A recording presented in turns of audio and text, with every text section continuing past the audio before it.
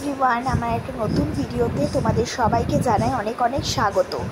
শান্তিনিকেতনের সেকেন্ড দিন আমরা সবাই মিলে বেরিয়ে পড়েছি। আমরা দুটো টোটো করে নিয়েছিলাম। তো আমাদের প্রথমেই টোটো করে দেখানো হলো এই বুদ্ধ মূর্তি, যেটা বাইরে থেকেই ভীষণ সুন্দর দেখা যাচ্ছিলো আর অনেক ফটো তোলাও যাচ্ছিলো। তো যেতে যেতে আমাদেরকে একটা হলো একটা সাঁওতাল সম্প্রদায়ের মানুষদের বসবাসের গ্রাম। তো আমরা এখানে লাল মাটি দেখতেই পাচ্ছ, রাস্তাটা লাল মাটি। তো এর মাঝখান দিয়ে এঁকে বকে চললাম, আর চারিদিকে দেখো কত সুন্দর গাছগাছালি, মানে একটা গ্রাম্য পরিবেশ। এটা অ্যাকচুয়ালি গ্রাম। তো আর এর মধ্যে যে বাড়িগুলো ছিল, বাড়িগুলোও কিন্তু ভীষণ সুন্দর। মানে বাহামণি সিরিয়াল অনেকেই দেখেছে হয়তো, সেই বাহামণি সিরিয়ালে যে বাড়িগুলো ছিল সেরকম বাড়ি, আঁকিবুকি কাটা। তো তারপরে আমরা চলে গেলাম গুরু রবীন্দ্রনাথ ঠাকুর যেখানে বসে লিখেছিলেন আমাদের ছোট নদী চলে আঁকে বাঁকে। আর এই যে এই বেদিটায় বসে নাকি লিখেছিলেন। আর এই যে নিচে সিঁড়ি দিয়ে নেমে গেলেই রয়েছে কোপাই নদী। সেই কোপাই নদী হচ্ছে ইন্সপিরেশান কবিগুরুর লেখার জন্য। তো এই যে দেখছো এই নদীর পাশে বসেই কবিগুরু লিখেছিলেন এত সুন্দর একখানা কবিতা। তো আমি তো কিছুই করতে পারি না, তাও চেষ্টা করলাম আবৃত্তিটা করার। আমাদের ছোট নদী চলে আঁকে বাঁকে, বৈশাখ মাসে তার হাঁটু জল থাকে। পার হয়ে যায় গরু, পার হয় গাড়ি, দুই ধার উঁচু তার, ঢালু তার পাড়ি। চিকচিক করে বালি, কোথা নেই কাদা, এক ধারে কাশবন ফুলে ফুলে সাদা। কিচিমিচি করে সেথা শালিকের ঝাঁক, রাতে ওঠে থেকে থেকে শিয়ালের হাঁক। আর পারে আম বনে তাল বনে চলে, গায়ের বামুন পাড়া তারই ছায়া তলে। তীরে তীরে ছেলে মেয়ে নাহি বারে কালে, গামছায় জল ভরি গায়ে তারা ঢালে। সকালে বিকেলে কভু নাওয়া হলে পরে, আঁচলে ছাকিয়া তারা ছোট মাছ ধরে। বালি দিয়ে মাঝে থালা ঘটিগুলো মাঝে, বধূরা কাপড় কেচে যায় গৃহকাজে। আষাঢ়ে বাদল নামে নদী ভরো ভরো, মাতিয়া ছুটিয়া চলে ধারা থর খর। মহাবেগে কলকল কোলাহল ওঠে, ঘোলা জলে পাকগুলি ঘুরে ঘুরে ছোটে। দুই কূলে বনে বনে পড়ে যায় সারা, বর্ষার উৎসবে জেগে ওঠে পাড়া। তো আমার কবিতাটা তোমাদের কেমন লাগলো অবশ্যই কিন্তু সেটা জানিও। তো ওখান থেকে ধরো আমরা বেরিয়ে যাচ্ছি এবার। আর এই যে পলাশ ফুলের মালাটা আমি কিন্তু আগের দিন কিনেছিলাম। তো ভেবেছিলাম শান্তিনিকেতনে যে কদিন থাকবো সে কদিন মালাটা পরে থাকবো। আর এই যে হলো রবীন্দ্রনাথ ঠাকুরের ভীষণ সুন্দর একটা মূর্তি, অনেক বড় একটা মূর্তি। তো এই মূর্তির সামনে দাঁড়িয়ে আমরা অনেক কটা ফটো তুলে এবার চলে যাব এখানকার রাজবাড়ি দেখতে। এখানকার রাজবাড়ি হচ্ছে এই যে রাজবাড়িটা এত সুন্দর। এখানে নাকি রানী রাসমণির শুটিং হয়েছে, আসলে সিরিয়ালের শুটিং হয়েছে। আর পাশে একটা মন্দির আছে যেটা কিনা দেখতে অবিকল দক্ষিণেশ্বরের মন্দিরের মতো, সেখানেও শুটিং হয়েছে। এত সুন্দর জায়গা, এখানে লোক বসতি নেই, মানে মেনটেনেন্স করা হয়। আর বছরে বছরে মানে পুজোর সময় রাজ পরিবারের সদস্যরা আসেন এখানে পুজো করতে। তো তারপরে চলে গেলাম একটা জায়গা যেখানে হচ্ছে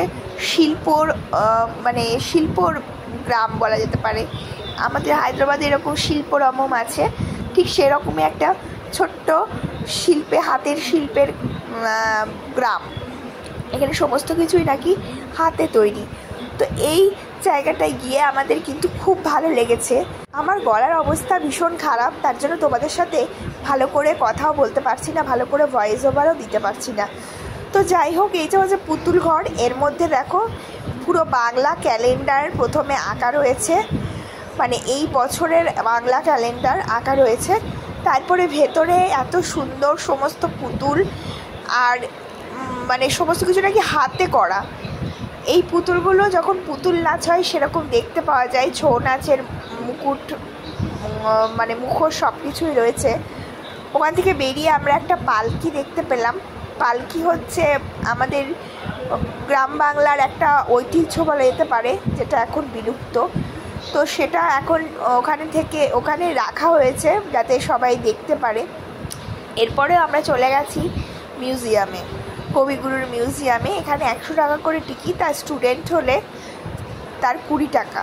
তো আমরা চলে গেছিলাম, তখন মারা কেউ ছিল না, মারা হোটেলে চলে গেছিলো কারণ চেক আউট করতে হচ্ছিল।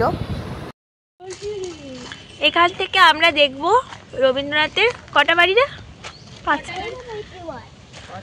5টা বাড়ি। ওদিকে একটা দেখলাম, ওটা বিচিত্রা ছিল। এবার আস্তে আস্তে একটা দুটো করে দেখতে থাকবো।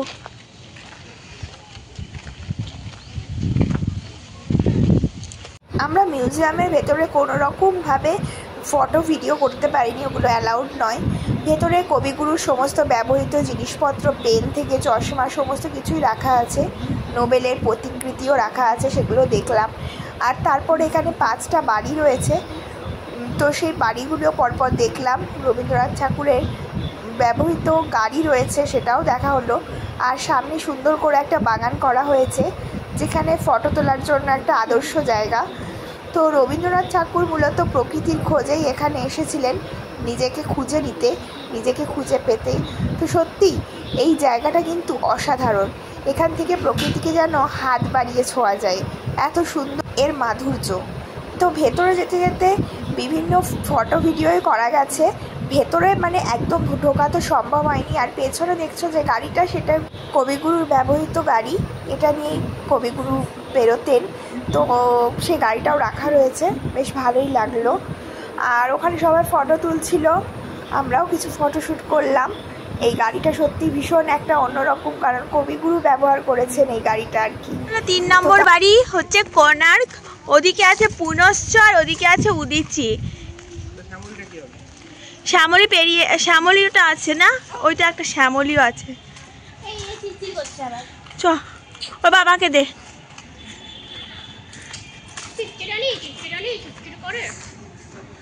এবার আমরা চলে এসেছি রবীন্দ্রনাথ ঠাকুরের শেষ বাড়ি পুনশ্চের দিকে। পুনশ্চ বাড়িটার পরিকল্পনা করেছিলেন সুরেন্দ্রনাথ কর। এই বাড়িটা তৈরি করার পেছনে কারণ হচ্ছে একমাত্র প্রকৃতির সঙ্গে কবি যেন আত্মিক যোগাযোগ গঠন করতে পারেন। এই বাটগাছতলায় বসে লিখেছিল কুমোর পাড়ার গরুর গাড়ি, 150 বছর। হ্যাঁ, করেছিলেন 2 লাইন গিয়ে বাংলাদেশে শেষ করেছিলেন। এই বটগাছটার নাম হচ্ছে এখন 3 পাহাড়ি বটগাছ। 3টে ধাপ আছে, সেজন্য নাম হচ্ছে 3 পাহাড়ি বটগাছ। এইটা হচ্ছে তাল গাছ, তাল গাছ এক পায়ে দাঁড়িয়ে, সব গাছ ছাড়িয়ে। এটা ভিডিও করে নি, এই সেই তাল গাছ।